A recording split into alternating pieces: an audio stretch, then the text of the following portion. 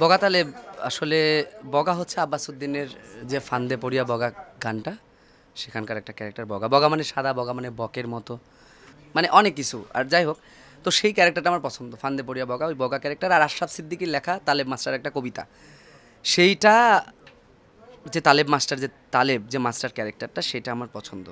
আমার প্রাণের মুর্শিদ গো, বলো আমার আজি কেন সে ভজন হইল না।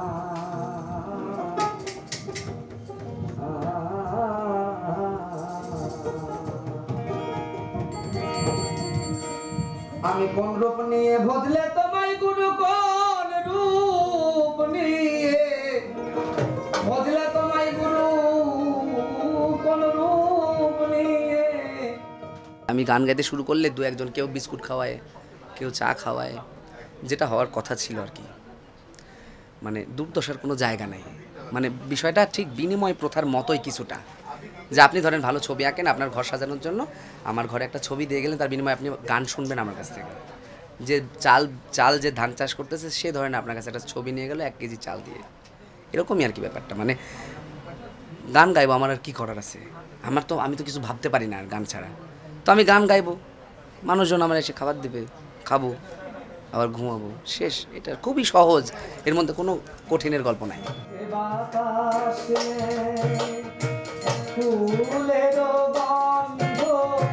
ভুলে যায় দিন শেষে, তার হাতে দি আমার ছন্দ, কোথা যায় কে যায়। অর্ণবদা তো আমাদের ওখানকারই, আমাদের বড় ভাই।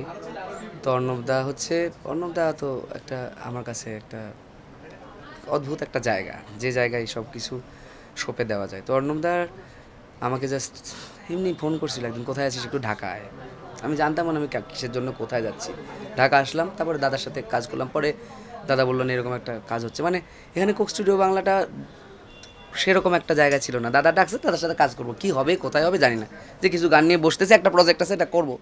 তো দাদার সাথে কাজ করতে করতে তারপরে আস্তে আস্তে আস্তে আস্তে আস্তে পুরো বিষয়টা আবিষ্কার করা এবং কাজ করা, এবং সেখানে অসাধারণ সমস্ত ব্যক্তিত্বদের সাথে, অসাধারণ সব মিউজিশিয়ানদের সাথে, ওই যে তাদের পায়ের তলায় তলায় ঘুরে বেড়ানোর যে সুযোগ, এটা আমার জন্য খুবই। আমি যেরকম গান গাই, আমি সুস্থ অবস্থায় গান গাইতে চাই, এরকমভাবেই নিজেকে দেখতে চাই। রাস্তায় যদি বলেন কোথায় দেখতে চাই, তবে অবশ্যই রাস্তায় ঘাটে মাঠে এরকম জায়গায় আমি নিজেকে দেখতে চাই, যেন পৃথিবীর সিস্টেমটা এরকম হয়। মৌলিক গান নিয়ে আমার আসলে বলার কিছু না, আমি ছড়া গান খুব বেশি লিখি। একটা কথা বলার, যারা গান করতেছে এখন, মৌলিক গান হোক আর যাই হোক, আমি একটা কথা বারবারই বলি যে একটু বাচ্চা মানে ছড়া গান, ছোটদের গানের দিকে একটু নজর দেওয়া উচিত। বাচ্চাদের কোনো কিন্তু গান নাই এখন, আপনি খুঁজে দেখান, বা কবিতাগুলো সুর দিলেও বাচ্চাদের নিয়ে গাওয়ানো, ছোটদের জন্য গান বানানো, যারা গান লেখেন তাদের প্রতি আমার অনুরোধ। আমি করি, আমার ছড়া গান আমি লিখি, আমার ছড়া গান লিখতে সব থেকে বেশি ভালো লাগে। ওদের সাথে বসা, ওদের সাথে খেলা করা, গান নিয়ে বসা। ছড়া গান যেন মৌলিক গানের হিসেবে, আমি মৌলিক গান নিয়ে কথা বলতে বললে আমি একটাই কথা বলবো, যারা যারা মৌলিক গানের স্রষ্টা, বা আমরা যারা গান লেখালেখি করি বা সুর করি, তারা আমরা যেন একটুখানি 10টা গান যদি থাকে, তাহলে একটা গান যেন বস বা ছড়া গান থাকে। ছড়া গানের খুব অভাব দুনিয়ায়, ছড়া গানটা খুব দরকার। আমার মরণ কালে বন্ধুর হলে কথা,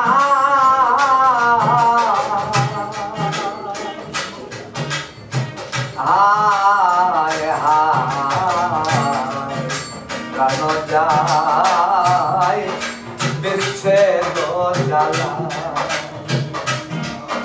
ললিতা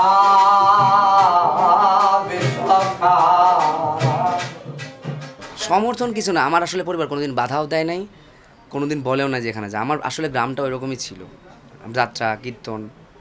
আর আমার বাড়িতে সদা আনন্দে থাকে সবাই, মানে তাদের কোনো আপত্তি নাই, ভাত থাকলে না থাকলে সব তাদের কোনো ব্যাপারই নাই।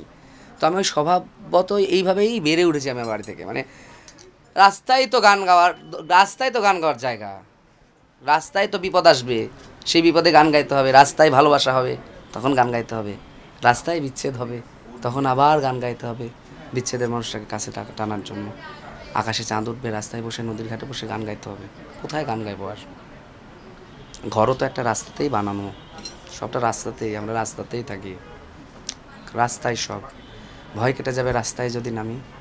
ও কি একবার হাসিয়া সোনার চান মরে যা আও দেখিয়ে রি, ও দিয়ে জান রে বন্ধু দাঁড়ায় না হন পার।